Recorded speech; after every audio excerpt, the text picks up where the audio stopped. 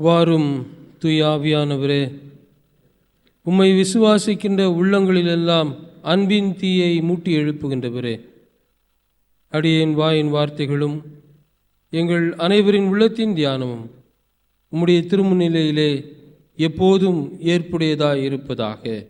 ஆமேன். அன்பார்ந்த இறைமக்களே, உங்கள் எல்லோரையும் ஆண்டவர் இயேசு கிறிஸ்துவனுடைய திருப்பெயராலே நான் வாழ்த்துகிறேன். நம்முடைய தாயும் தந்தையுமாகிய கடவுளாலும் நம் மீட்பர் இயேசு கிறிஸ்துவினாலும் உங்களுக்கு அருளும் அமைதியும் உண்டாவதாக. இந்த நல்ல நாளிலும் ஆண்டவர் நமக்கு அருளும் திருவாக்கு, அது யோவான் எழுதின நற்செய்தி நூல் 21ஆம் அத்தியாயம் 19ஆம் வாக்கியத்தினுடைய கடைசி பகுதி. இதை நான் படிக்கிறேன். இதை சொன்ன பின் இயேசு பேதுருவிடம், என்னை பின்தொடர் என்றார். என்னை பின்தொடர் என்று சொன்னார். இன்றைய காலச்சூழலில் நாம் யாரை பின்தொடர வேண்டும் என்கின்ற பல குழப்பங்கள் நம்மிடையே வருகிற போது எல்லாம், எந்த தலைவரை பின்பற்றுவது என்கின்ற குழப்பம் வருகிற போது எல்லாம், இந்த திருவார்த்தைகள் நமக்கு எப்போதும் நினைப்பூட்டுவது என்ன? இயேசுவை பின்தொடருங்கள், இயேசுவை பின்தொடருங்கள். பேதுருவுக்கும் மற்ற சீடர்களுக்கும் இயேசு கிறிஸ்து சிலுவையில் அறையப்பட்டு மரித்து அடக்கம் பண்ணப்பட்ட பிற்பாடு பல குழப்பங்கள். ஏனென்றால் அக்காலகட்டத்தில் இயேசுவை போலவே பலர் நடித்து பலர் கூட்டங்களை சேர்த்து கொண்டிருந்தார்கள். அதில் ஒருத்தர் தான் அந்த மாயவித்தைக்காரனாகிய சீமோன். அந்த சீமோனும் ஞானஸ்நானம் பெற்ற பிற்பாடும் அப்போஸ்தலரிடத்திலே வந்து, நானும் யார் யார் தலைமையிலெல்லாம் கை வைக்கிறேனோ அவங்க எல்லாரும் பரிசுத்த ஆவியை பெற்றுக்கொள்ளக்கூடிய அந்த வரத்தை எனக்கும் தாருங்கள், அதுக்கு ஏதாவது காசு வேணும்னா கூட நான் கொடுத்துட்றேன் அப்படின்னு சொல்லுவார். அப்போ தான் அப்போஸ்தலர் என்ன சொல்லுவாங்க? உன் பணம் உன்னோடு நாசமாக கடவுது. அப்போ இயேசு கிறிஸ்து காலகட்டத்திலும் சரி, இயேசு கிறிஸ்துனுடைய காலகட்டத்திலும் மெசியா என்று சொல்லிக்கொண்ட பலர் இருந்தார்கள். அதனால தான் அந்த சனகிரி சங்கத்தில் ஒரு ஆள் எந்திரிச்சு சொல்லுவார், இது கடவுளுடைய செயல், கடவுள் அவரோடு கூட இருக்கிறார் என்று சொன்னால் அது கடவுள் பார்த்து கொள்ளட்டும். அவரை போலவே நிறைய பேர் சுற்றிட்டு இருந்தாங்க, ஆனால் அவங்கெல்லாம் இப்போ காணாமல் போய்விட்டார்கள். நீங்கள் ஏன் கடவுளோடு கூட போராட வேண்டும் என்று சொல்லுவார். அப்படியானால் அன்றைய காலகட்டத்திலும் சரி, இன்றைய காலகட்டத்திலும் சரி, யாரை பின்பற்றுவது என்கின்ற மிகப்பெரிய குழப்பம் நமக்கு எப்போதும் இருந்து கொண்டே இருக்கிறது. இந்த சீடர்களுக்கும் மீன்களை பிடித்து கொண்டிருந்தவர்களை மனிதர்களை பிடிக்கிறவர் ஆக்குவேன் என்று சொன்னார் ஆண்டவர் இயேசு கிறிஸ்து. அவர்களை அந்த பணியில் அவர் ஈடுபடுத்தினார். அவர்களுக்கு தூய ஆவியானவரை கொடுத்தார், அவருடைய ஆற்றலை கொடுத்தார். நீங்கள் எல்லாரும் ஊர் ஊராக சென்று நற்செய்தியை எங்கும் அறிவியுங்கள் என்று சொன்னார். இவர்களும் போய் பிசாசுகளை துரத்தினார்கள், நோயுற்றவர்களை நலமாக்கினார்கள், மரித்தோரையும் எழுப்பினார்கள். பின்பு இயேசுவிடம் வந்து சொல்லுவார்கள், ஐயா, உம்முடைய பெயரால் நாங்கள் நோய்களை குணமாக்கினோம், பிசாசுகளை துரத்தினோம், மரித்தோரும் எழுந்தார்கள். இப்படியெல்லாம் சொல்லுகிற போது இயேசு சொல்லுவார், இதனால் நீங்கள் சந்தோஷப்படாதீங்க, வாழ்வின் புத்தகத்தில் உங்கள் பெயர் எழுதியிருப்பதற்காக நீங்கள் மகிழ்ச்சி அடையுங்கள் என்று சொல்லுவார்.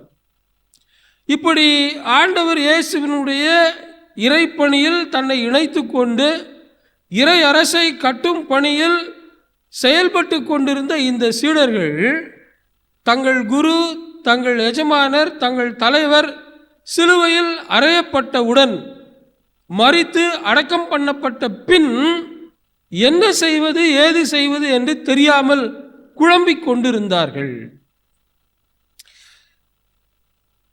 இந்த திருமறை பகுதியை நாம் படிக்கின்ற போது உயிர்த்தெழுந்த பிற்பாடு இயேசு தம் சீடர்களுக்கு திருக்காட்சி தருவது இது எத்தனாவது முறை?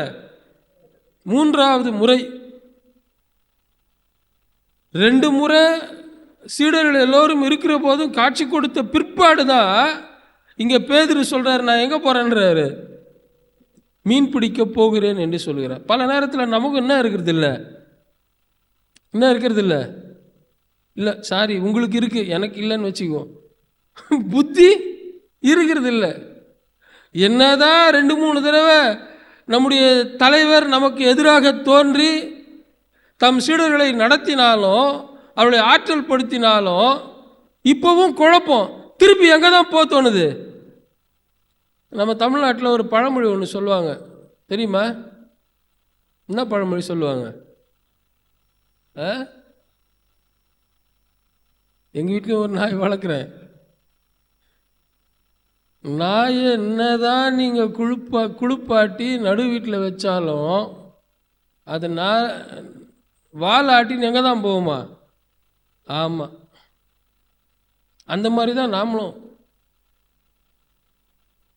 இயேசு கிறிஸ்து சிறந்த தலைவர் என்று சொல்லிதான் யோவான் ஸ்நானகன் அவருக்கு வழியை காட்டுகிறார். எப்பா நீங்கள் இனிமேல் என்ன பின்பற்றாதீங்க, நான் அவருக்கு முன்னோடியாக வந்தேன், அவ்வளோதான், என் வேலை முடிஞ்சிச்சு.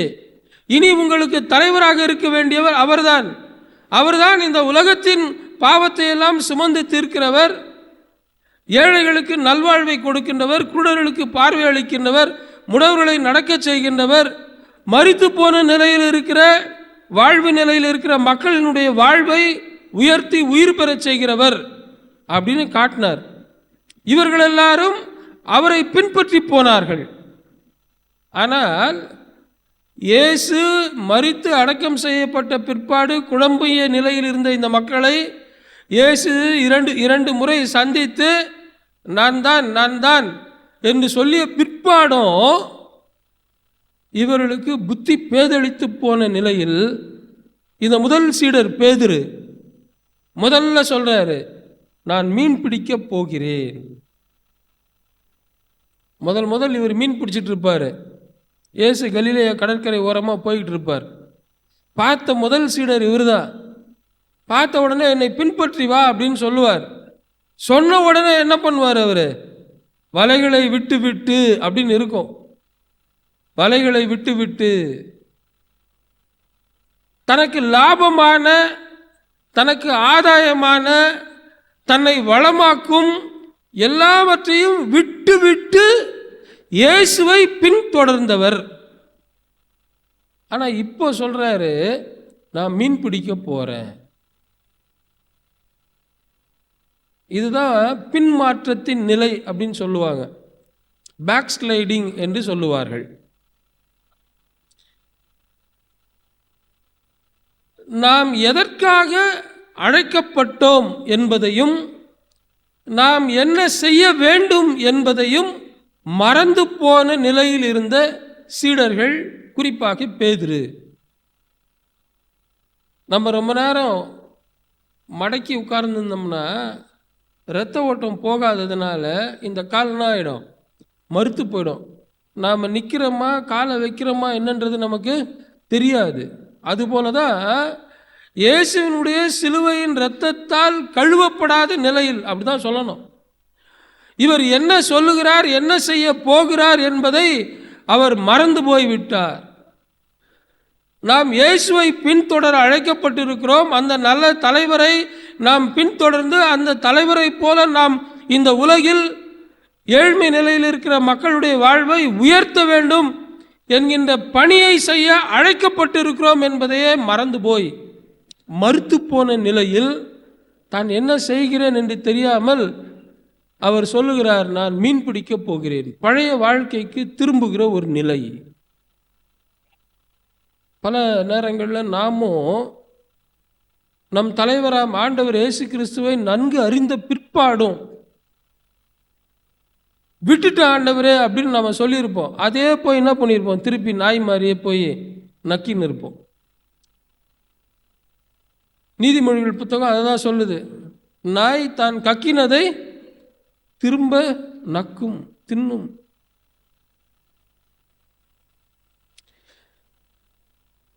ஃபெயிலியர் இன் மிஷன், இதுதான் சீடர்களுடைய நிலை.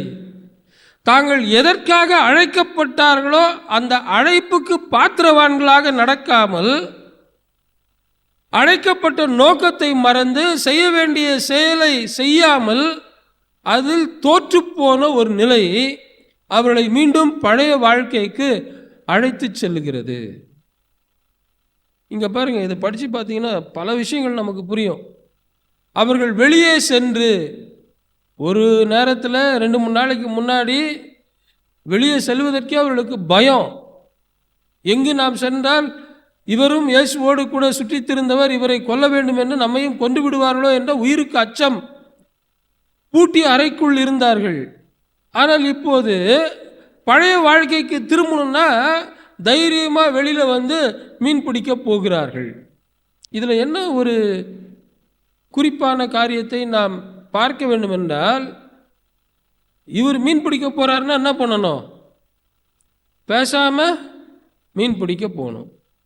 நான் மீன் பிடிக்க போகிறேன், யாராச்சும் வரீங்களா அப்படின்னு கேட்கறதுனால நம்பிக்கையோடு இருந்த சீடர்களுடைய வாழ்க்கையும் பாதி என்னவாயிடுச்சு, போயிடுச்சு.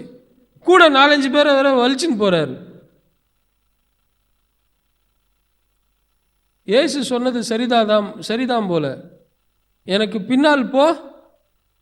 ஆமாம், சாத்தான் தான் தனியாக போகாது, 2-3 பேர் என்ன பண்ணோம், சேர்த்துக்கிட்டு போகும். சாத்தான் பார்த்துருக்கீங்களா? எப்பவுமே கும்பலாக தான் இருக்கும். நம்ம எங்கே சாத்தானை பார்த்துருக்கோம் இல்லை? சாத்தான் பார்த்தீங்கன்னா கும்பலை சேர்க்கும். கும்பல் நிறைய சேர்றாங்கன்னா நம்ம கொஞ்சம் உஷாராக இருக்கணும். என்ன இருக்குன்னு அர்த்தம் அங்கே? ஆமாம், லேகியோன் அப்படின்னா என்ன அர்த்தமா? 6000 படை வீரர்கள்னு அர்த்தமா. தான் போகிறது மட்டும் இல்லாமல் தன்னுடைய நண்பர்கள், இயேசுனுடைய சீடர்கள், அடியவர்கள், அவர்களையும் அழைத்து கொண்டு பழைய வாழ்க்கைக்கு திரும்பி போகிறார். தனக்கு முன்னாக இருக்கிற மிகப்பெரிய இறையரசை கட்டும் பணியை அவர் மறந்து மறுத்து போன கை கால்களைப் போல செயல்பட ஆரம்பிக்கிறார். இது எதை காட்டுகிறது? அவர்களுடைய ஃபெயிலியர் இன் மிஷன். நற்செய்தி ஆற்ற அவர்கள் கடமை தவறி போனார்கள் என்பதை நமக்கு சுட்டி காட்டுகிறது.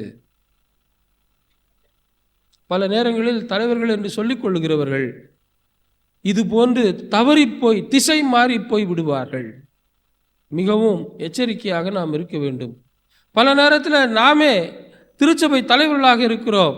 ஒவ்வொருத்தரும் ஒவ்வொரு நிலையில் நாம் தலைவர்களாக இருக்கிறோம். பெண்கள் ஐக்கியத்தில், ஆண்கள் ஐக்கியத்தில், வாலிபர் குழுவில், இப்படி பல நிலைகளில் நாம் தலைவர்களாக இருக்கிறோம். நாம் இறை அரசின் பணியை செய்ய தவறி இருக்கிறோமா என்பதை நாம் சிந்தித்து பார்க்க வேண்டும். Am I failure in my mission? இரண்டாவதாக, இப்படிப்பட்ட தவறிப்போன நிலையில் இருக்கிற இறை அரசை கட்டும் பணியில்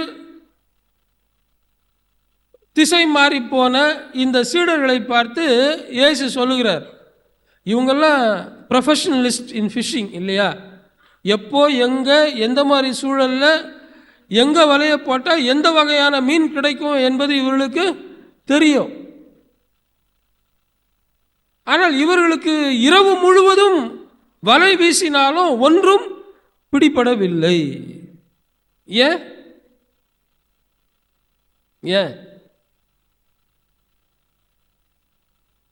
ஒன்றும் பிடிப்படல. ஏன்? குழப்ப நிலையில் இருந்தால் ஒரு வேலையை நம்மளால் உருப்படியாக செய்ய முடியாது.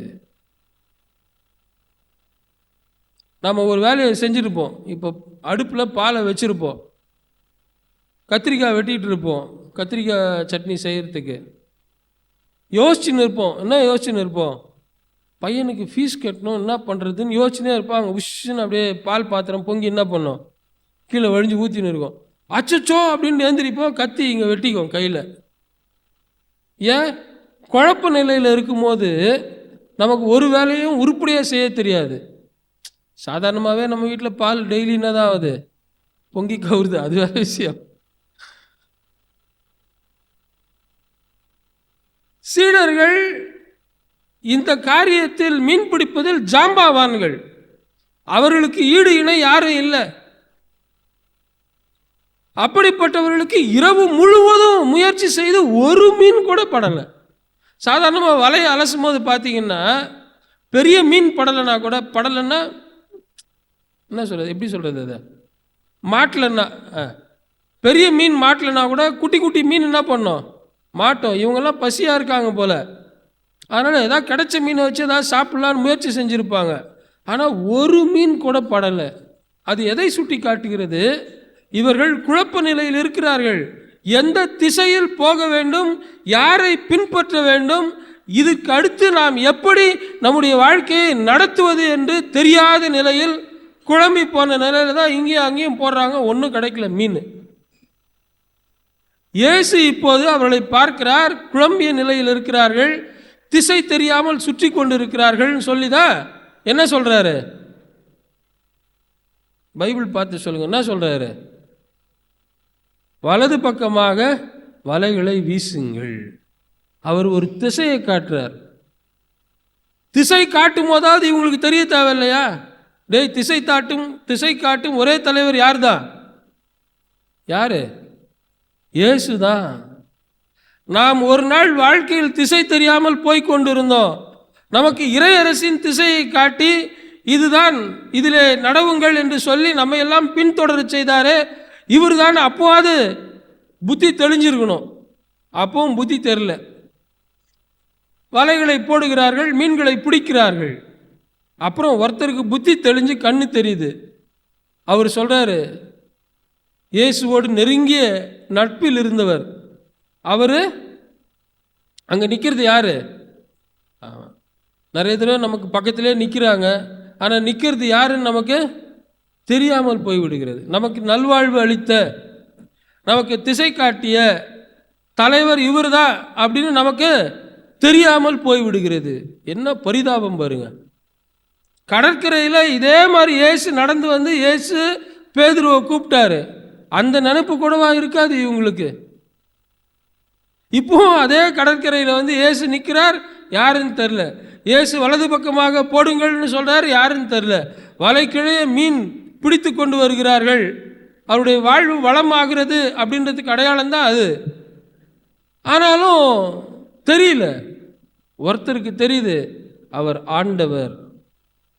உடனே பேதுரு மேல் துணியை கட்டிக்கிட்டு கடலில் குதித்து கீழே புறப்பட்டு வருகிறார். இயேசு அவர்கள் பசியோடு இருக்கிறார்கள் என்பது தெரிந்திருக்கிறது.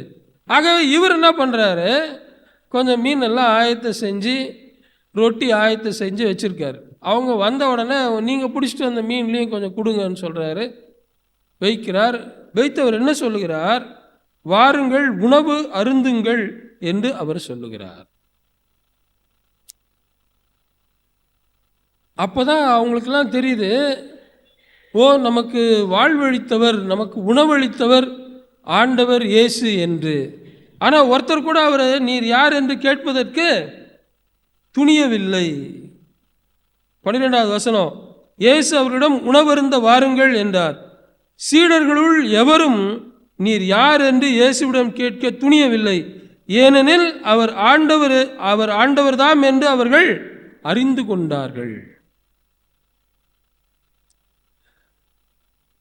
இயேசு ஊழியத்தில் பின்மாற்றத்தில் இருந்த சீடர்களை அழைத்து உணவருந்த சொல்லி, தன்னோடு உணவருந்த சொல்லி அவர்களை விசுவாசத்தில் உறுதிப்படுத்துகிறார்.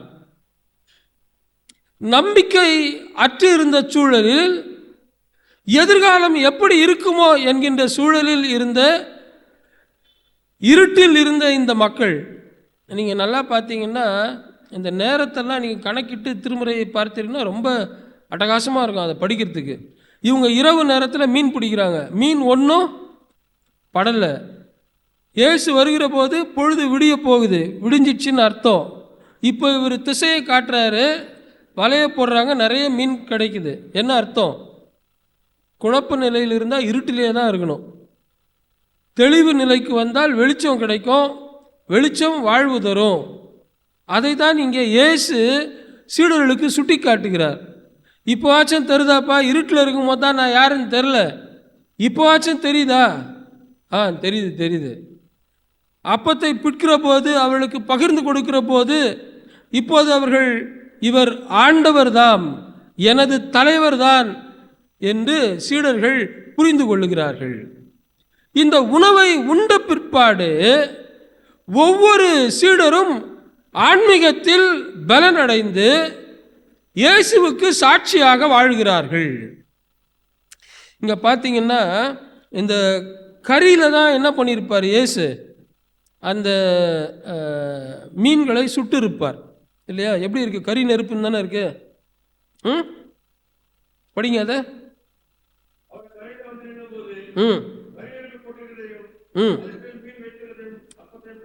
ஆமா, இதே போலதான் இயேசு விசாரிக்கப்படும் போது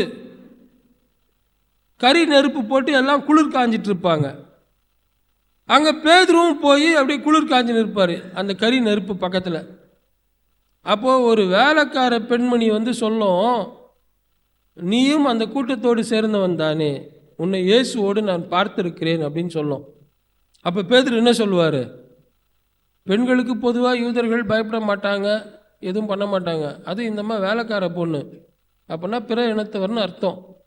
ஆனால் அந்த பெண்மணிக்கே இவர் பயந்து போய், நீ சொல்கிற இயேசுவெல்லாம் எனக்கு தெரியாதுமா, இல்லை நான் அவரோட உன்னை பார்த்துருக்கேனே அப்படின்னு சொல்லும்போது சபிக்கவும் சத்தியம் பண்ணவும் தொடங்கினான் அப்படின்னு இருக்கு. இப்போ இயேசு கறி நெருப்பினால் அந்த அப்பத்தை சுட்டு கொண்டிருக்கிறார், மீன்களும் சுட சுட இருக்கு, வாருங்கள் உணவருந்துங்கள்னு சொல்றாரு. அதனுடைய பொருள் என்ன? பேதுருவே, நீ உன்னுடைய ஆன்மீக வாழ்வில் வலு இழந்து போயிருக்கிறாய், உனக்கு ஸ்ட்ரென்த் இல்லை, வா என்னோடு கூட உணவருந்து, என் ஆவியை நான் உனக்கு கொடுக்கிறேன், என்னுடைய வார்த்தைகளால் உன்னை நிரப்புகிறேன், நீ பலன் அடைந்து விடு, என்னோடு கூட உணவருந்த வா அப்படின்னு சொல்றார். பொதுவாக நம்ம வீட்டில் ஒரு சின்ன குழந்தை, ஒரு 6 மாத குழந்தை இருக்குன்னு வச்சுக்கிங்க, அது அழுது பெரியவங்க என்ன சொல்லுவாங்க, அவங்க அம்மா கிட்ட எடுத்து கொஞ்சம் ஃபீட் பண்ணுமான்னுவாங்க. அதை பால் கொடுன்னு சொல்லுவாங்க, ஃபீட் பண்ணுமா, இங்கிலீஷில் சொல்கிறதுக்காக சொல்கிறேன், கொஞ்சம் ஃபீட் பண்ணுமா அப்படின்வாங்க.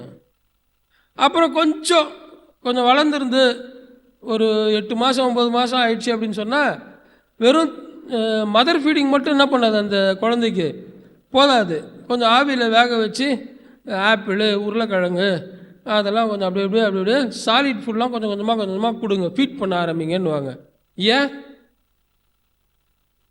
ஸ்ட்ரென்த்துக்கு. நேற்று கூட ஒரு குழந்தைய பார்த்தேன், அந்த குழந்தைக்கு காலை பிடிச்சி விட்டுருந்தாங்க. ஏன் என்னாச்சுங்க அப்படின்னு, குழந்தை நாள் முழுக்க நடந்துனே இருக்குது இல்லை, அதனால் கால் அதுக்கு வலிக்கும். அப்போ ஸ்ட்ரென்த்துக்கு ஏதாச்சும் கொடுங்க. இங்கேயும் தனது பிள்ளைகள், தனது சீடர்கள் ஆன்மீக வாழ்வில் வலு இழந்து போயிருக்கிறார்கள், அவர்களை வலுப்படுத்த வேண்டும், என்னோடு கூட வந்து உணவு அருந்துங்கள் என்று இயேசு அவர்களை அழைக்கிறார். இந்த உணவை அருந்திய பிற்பாடு பேதுரு அட்டகாசமான ஒரு அருளுரையை ஆற்றுவார். இப்போ வந்து higher officials of the Jewish council அவங்க எல்லாம் கீழே இருப்பாங்க, ரோம பேரரசின் தலைவர்கள் எல்லாம் கீழே இருப்பாங்க. தூய ஆவியாரால் இவர் நிரப்பப்பட்டு எல்லாம் வாய் மூடின்னு அமைதியாக இருப்பான்.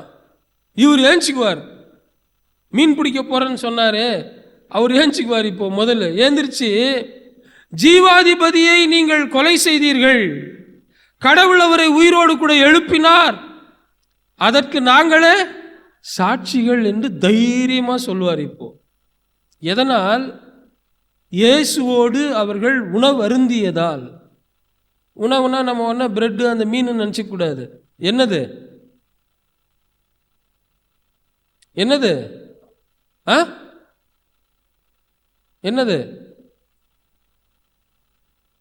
இப்போ நாம் அவருடைய உடலையும் உதிரத்தையும் அடையாளமாக நாம் உண்ண போகிறோம் அப்படின்னா என்ன அர்த்தம்? வார்த்தையாக இந்த உலகில் வந்த இயேசுவை அப்பமாக அவர்கள் உண்டார்கள். அப்படின்னா வார்த்தையை அருந்துவது, அந்த வார்த்தை தான் அவர்களை பலப்படுத்தி இருக்கிறது. அதனால தான் இங்கே சொல்கிறாரு, நாங்கள் அதற்கு சாட்சிகள். இப்போ நிறைய மீனை பிடிச்சிட்டாரு. அப்போ 153 மீன் தான் பிடிச்சாரு. இப்போ எத்தனை மீன் பிடிக்கிறாரு? 3000 மீன், 5000 மீன்.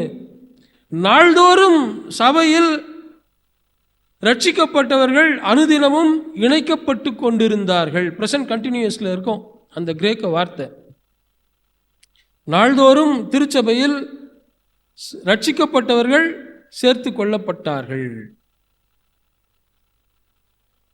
இயேசுவோடு நாம் உணவு அருந்துகிற போது, கடவுளுடைய வார்த்தைகளை நாம் உணவாக பெற்றுக்கொள்கிற போது, நம்பிக்கை இழந்த நிலையில் இருந்த சீடர்கள் எப்படி தங்கள் வாழ்வில் நம்பிக்கையை பெற்றுக்கொண்டார்களோ அதுபோல் நாமும் நம்முடைய வாழ்வில் நம்பிக்கையை பெற்றுக்கொள்ள முடியும். நம்முடைய ஆன்மீக வாழ்வில் நாம் பலனை பெற்றுக்கொள்ள முடியும். நாம் சென்றடைய வேண்டிய இலக்கை நம்மால் அடைய முடியும். அல்லேலூயா. இன்றைக்கும் ஆண்டவரே, என்னுடைய வாழ்க்கை படகில் வெறுமைதான் இருக்கிறது, நான் எவ்வளோ முயற்சி பண்ணுறேன் இந்த காரியத்துக்காக, ஒன்றும் வாய்க்க மாட்டேங்குது அப்படின்னு நீங்களும் நானும் சொல்லுவோன்னா, திசை காட்டும் ஆண்டவரை நோக்கி பாருங்கள். இறைவா, வெறுமையில் இருந்த சீடர்களின் படகை மீன்களால் நிரப்பினீரே, அதுபோல் வெறுமையாக இருக்கிற என்னுடைய வாழ்க்கையையும் உம்முடைய வார்த்தையால் நிரப்பும் என்று நாம் ஜெபிக்கிற போது, ஆண்டவர் நிச்சயமாக நம்பிக்கை அற்ற நிலையில் இருக்கிற நம் வாழ்க்கையை நம்பிக்கைக்கு நேராக திசை காட்டி நம்முடைய வாழ்வில் நாம் ஆண்டவரின் ஆசிகளை பெற்றுக்கொள்ள நமக்கு அருள் புரிவார். The failure of disciples in mission. இரண்டாவது, feeding the disciples to strengthen them in the mission. மூணாவது, இப்போ இயேசு அவர்களுக்கு ஒரு இலக்கை காண்பிக்கிறார். புதியது ஒரு இலக்கை காட்டுகிறார். எ ஃபியூச்சரிஸ்டிக் கோல். என்ன அப்படின்னா, இயேசு பேதுருக்கிட்ட கேட்குறார், இப்போ நீ என்ன நேசிக்கிறாயா? ஏன் இதை கேட்குறாரு?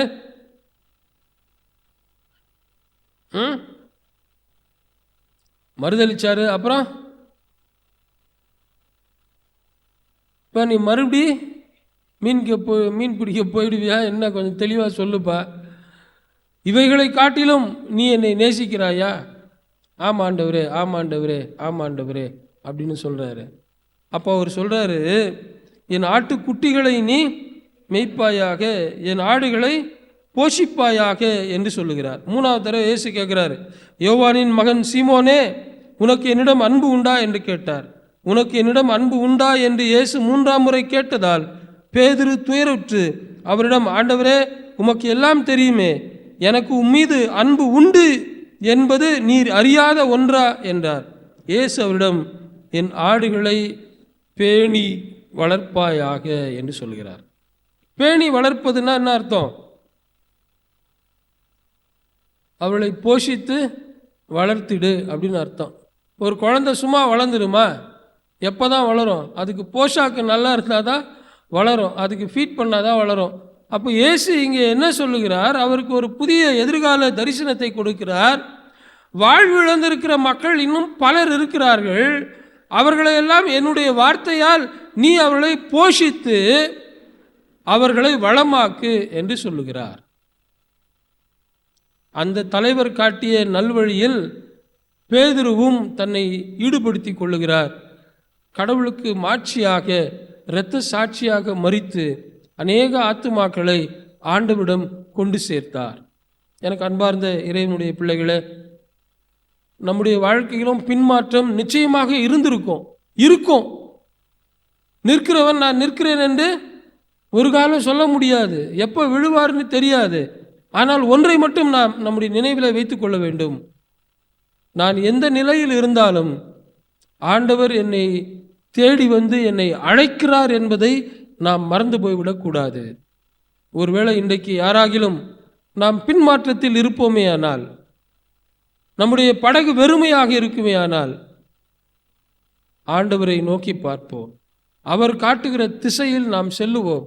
நல் தலைவராம் நம் ஆண்டவர் இயேசு காட்டிய வழியில் நடப்போம். அப்போது நம்முடைய வாழ்வில் வளங்கள், ஆசிகள் நம்மை பின்தொடரும். தாவீது அதைத்தான் சொல்லுகிறார். ஆண்டவரை என் மெய்ப்பராக நான் கொண்டிருக்கிறேன், எனக்கு ஒன்றும் குறைவு இல்லை, நான் தாழ்ச்சி அடையேன். அந்த தாழ்ச்சி இல்லாத வாழ்வை ஆண்டவர் நமக்கு தருவார்.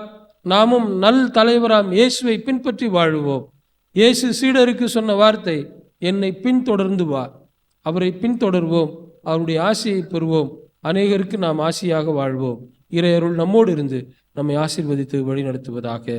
ஆமேன்.